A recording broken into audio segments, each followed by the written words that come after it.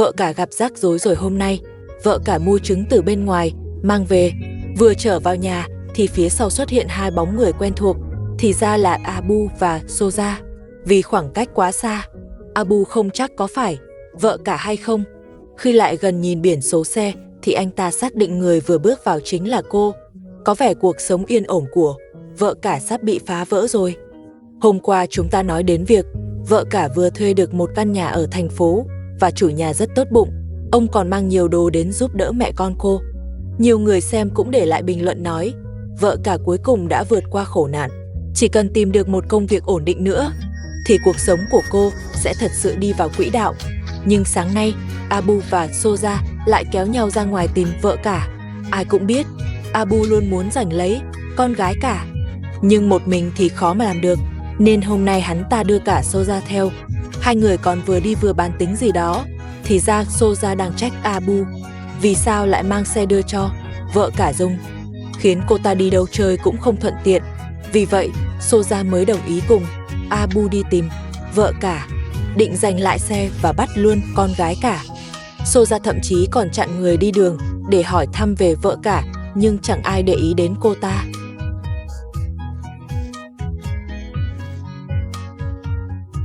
Mọi người có thể thấy Soja hình như còn béo lên hơn trước rất nhiều. Có vẻ như cô ta ở nhà chẳng làm việc gì. Không thì cũng chẳng dễ gì mà mập lên như vậy. Không biết ông bố chồng dạo này khỏe không? Có phải ngày nào cũng bị Soja chọc tức đến nửa chết?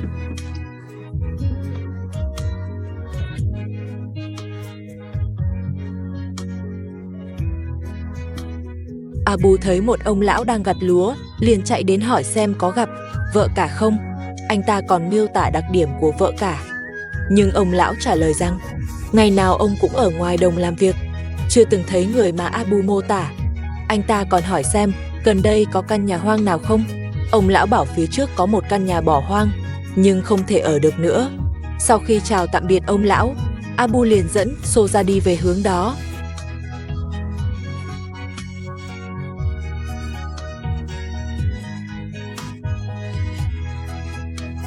Hệ thống tưới tiêu ở đây khá hoàn chỉnh. Có thể thấy địa phương này đối với nông nghiệp rất xem trọng. Cứ một đoạn là lại có một cửa nước như thế này.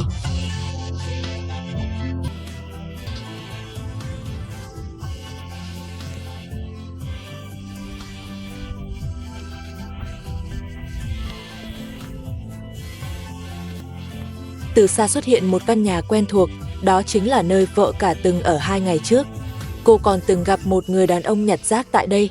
Ông ta nói với Abu rằng vài ngày trước, có một người phụ nữ dẫn theo 2 đứa trẻ từng ở chỗ này. Vì xe của cô bị hỏng, sau này sửa xong rồi. Người phụ nữ đã dẫn theo 2 đứa rời đi. Abu nghe xong liền mừng rỡ và cảm ơn người đàn ông.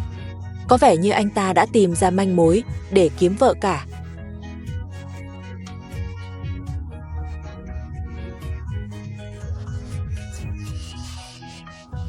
Abu nói nơi này cách thị trấn không xa, sửa xe xong chắc chắn vợ cả đã vào thị trấn. Chúng ta nên vào thị trấn thử vận may xem sao. Soja cũng đồng ý với Abu, cả hai liền đi ra phía đường lớn.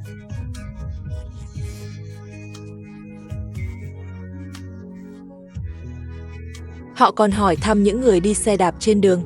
Lần này càng chắc chắn hơn, vợ cả đã lái xe hướng về thị trấn.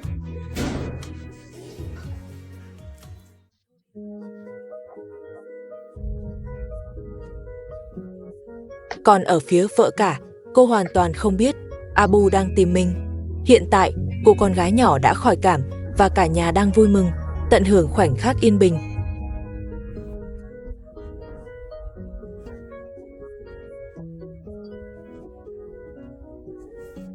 Vợ cả lấy lược chuẩn bị chải tóc, làm đẹp cho con gái cả, vì họ sắp ra ngoài mua đồ.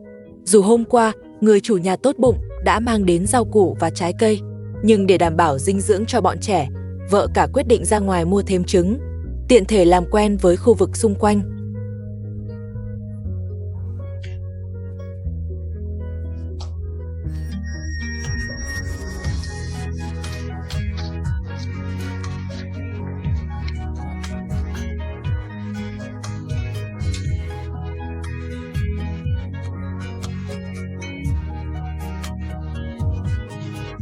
Cửa hàng cách chỗ họ ở không xa. Hàng hóa ở đây cũng rất đầy đủ. Vợ cả mua một ít trứng và mua thêm một gói đồ ăn vặt cho con gái cả.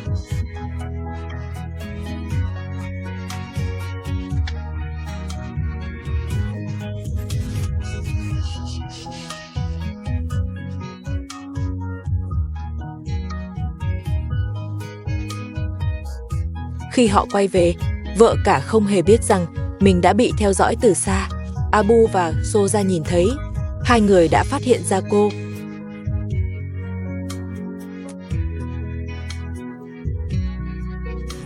Để chắc chắn mình không nhìn nhầm, Abu đi đến gần xe để xem lại biển số.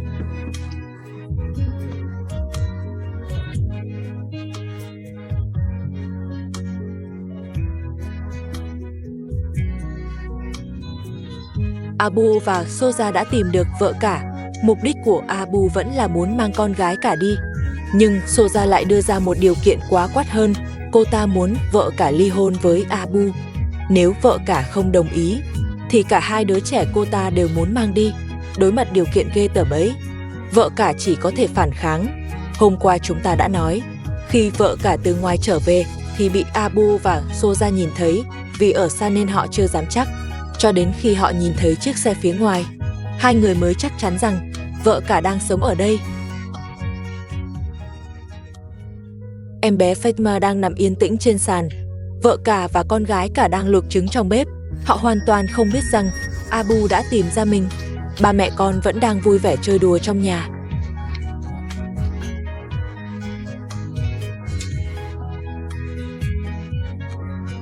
Con gái cả thấy mẹ giơ bé Fatima lên cao thì cũng muốn ôm em chơi. Để thỏa mong muốn của con gái cả, vợ cả thử để con bé ôm một chút. Dù con gái cả còn yếu, nên vợ cả phải đứng bên cạnh hỗ trợ.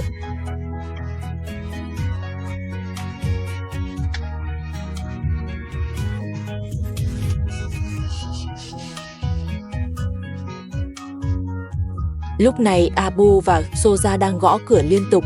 Họ đã bàn bạc xong kế hoạch. Mục đích là mang con gái cả đi và cướp lại chìa khóa xe.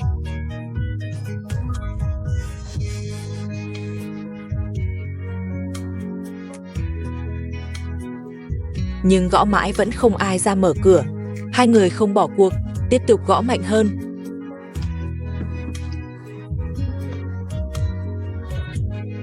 Vợ cả nhìn thấy Soja, liền vội kéo con gái cả vào trong, nhưng đã muộn, họ đã vào được sân.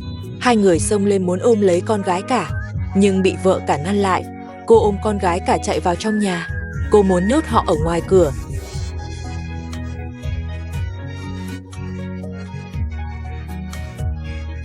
Nhưng vợ cả không phải đối thủ của hai người họ. Họ từng bước ép vào trong nhà, rồi xông thẳng vào.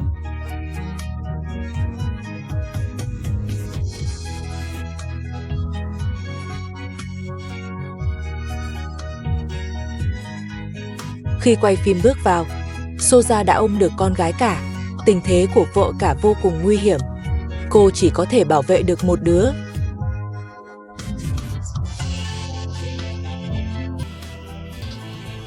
Abu nói, cô làm tôi tìm khổ sở như vậy, vậy mà cô lại trốn đến đây. Vợ cả bảo họ rời đi, đừng làm hại những đứa trẻ nữa. Nhưng Abu không quan tâm. Hắn bắt đầu cướp bé Fatima khỏi tay cô.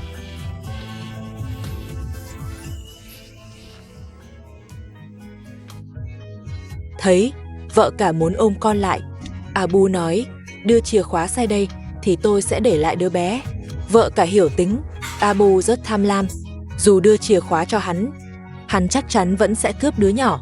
Thế là vợ cả phản kháng, cố đẩy họ ra ngoài.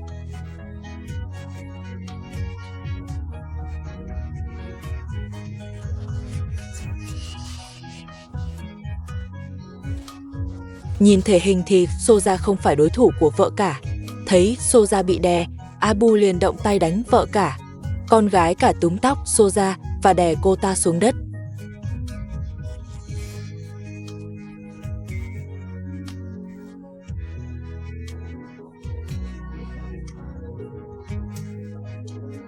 Họ tiếp tục la hét, giằng co. Abu lợi dụng lúc hỗn loạn kéo con gái cả đi. Trong lúc Soja còn đang quấn lấy vợ cả, Abu ôm con gái cả chuẩn bị chạy, nhưng bị quay phim chặn lại.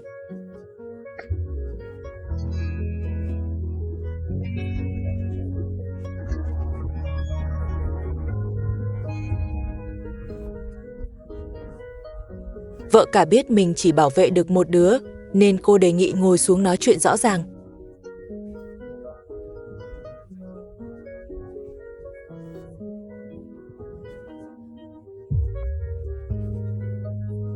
Abu hỏi cô lấy đâu ra tiền để sống ở đây, vợ cả bảo anh ta đừng xen vào. Abu nghĩ vợ cả chắc chắn có tiền. Anh ta liền đề nghị đưa cho cô một ít tiền, đổi lại phải để đứa con gái nhỏ ở lại cho anh ta. Còn con gái cả Anita và chiếc xe, anh ta nhất định phải mang đi, vợ cả chắc chắn không đồng ý. Huống hồ cô cũng không còn tiền. Soja cảm thấy vợ cả sống tốt quá. Cô ta sợ Abu ở cùng, vợ cả nên đề nghị hai người phải ly hôn. Như vậy họ sẽ không quay lại làm phiền nữa. Vợ cả nghe thấy Soja nói vậy thì thấy không còn gì để nói tiếp. Cô không muốn tiếp tục thương lượng nữa. Nhưng Soja lại ôm chặt Anita trong lòng, khiến cô cảm thấy rất bất lực. Cô ngồi xuống đất và bật khóc. Soja bảo vợ cả đừng khóc nữa, chỉ cần đồng ý yêu cầu của họ thì cô ta và Abu sẽ rời đi ngay. Vợ cả nói cô hiện giờ không có tiền, dù có tiền cũng sẽ dành cho con cái, còn chuyện ly hôn với Abu là hoàn toàn không thể. Soja thấy vợ cả không chịu nhượng bộ, liền bắt đầu ra tay.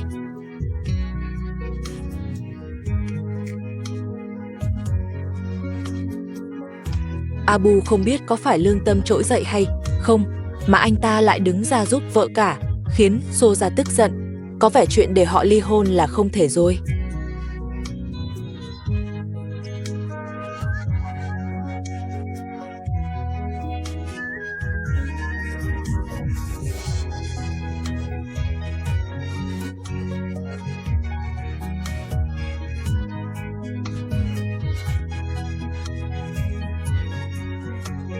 Giờ thì hai người phụ nữ bắt đầu ghen tuông nhau. Soja còn cố gắng muốn đuổi vợ cả ra khỏi nhà.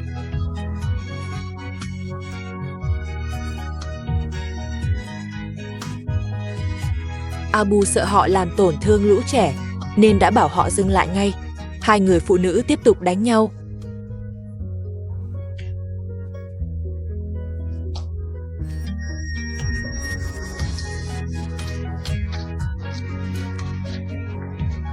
Abu thì lại không muốn bỏ ai, cả hai người vợ anh ta đều muốn giữ.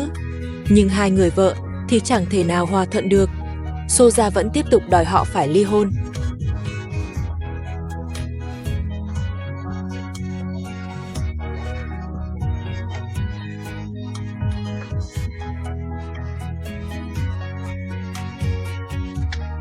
Abu im lặng từ đầu đến cuối, anh ta mặc kệ họ tự gây chuyện. Vợ cả nhân cơ hội liền đẩy Soja ra ngoài, thì chỉ có thể bị đánh.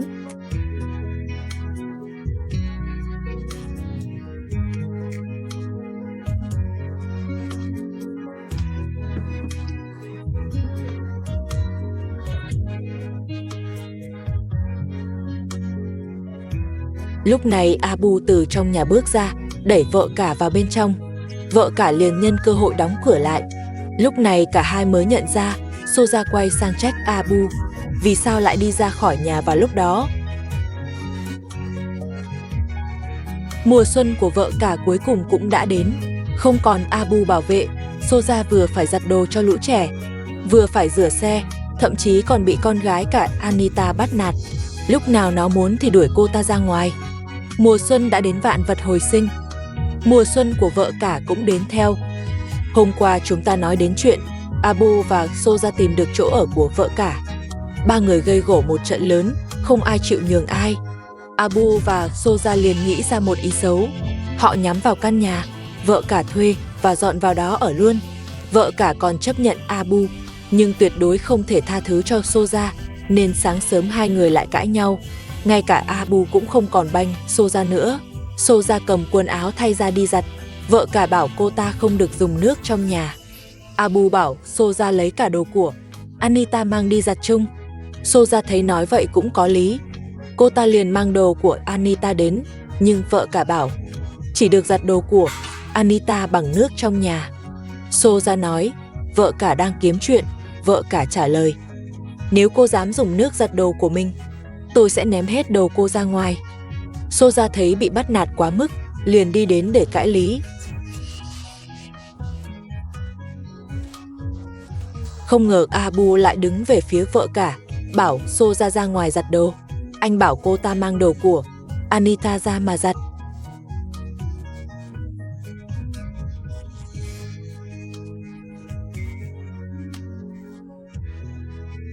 Sợ hai người lại đánh nhau, Abu ra hiệu bảo Soja ra ngoài mau. Soja nói, Abu thay lòng nhanh thật. Hôm qua còn bảo cùng nhau đối phó, lại bị vợ cả quát ra ngoài, bắt anh bỏ cây gậy xuống, rồi vào nhà trông con gái nhỏ. Vợ cả đi ra ngoài tước vòi nước, rồi bắt đầu tưới sân.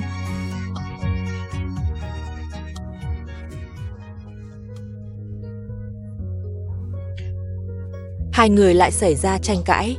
Mọi người có thể thấy quần áo của Soja còn chưa giặt xong thì vợ cả đã thu vòi nước lại. Vợ cả chỉ vào đống quần áo trên đất nói, nước là tôi bỏ tiền mua, không cho cô dùng để giặt đồ của mình. Sau đó hai người lại tiếp tục tranh cãi. Cuối cùng Soja phải nhượng bộ, đồng ý giặt xong quần áo của con gái cả rồi mới giặt đồ của mình.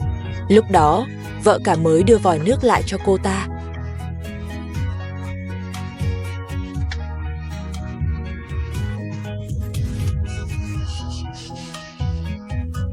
Sau khi giặt xong đồ của con gái cả thì vợ cả lại đổi ý. Cô từ trong nhà bước ra ném đồ của Soja xuống đất. Ngay cả con gái cả cũng cầm vòi nước xịt vào người cô ta.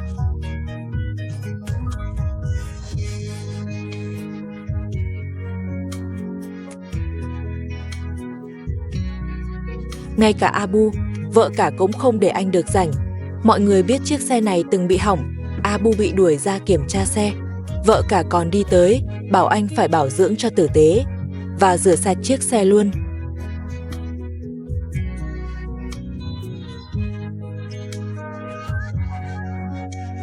Abu cảm thấy vợ cả hơi quá đáng, nhưng anh cũng sợ bị đuổi, dù sao ở đây vẫn tốt hơn kho chứa, nên đành cầm đồ nghề kiểm tra xe, chăm chú làm việc.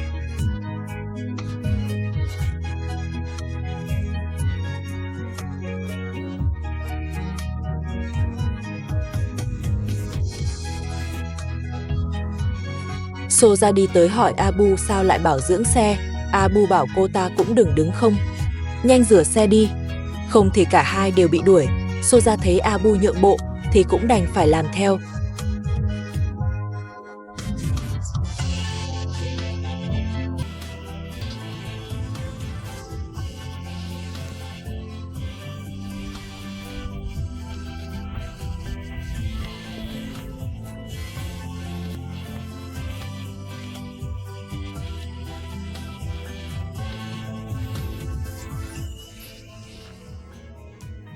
Giờ Soja rất chăm chỉ, sợ làm không tốt sẽ bị đuổi. Cô ta còn dọn dẹp hết sân. Nhưng không ngờ khi con gái cả đi vào nhà, lại khóa cửa nhốt cô ta ở ngoài. Ngày mai chúng ta sẽ theo dõi tiếp. Hẹn gặp các bạn vào tập tiếp theo.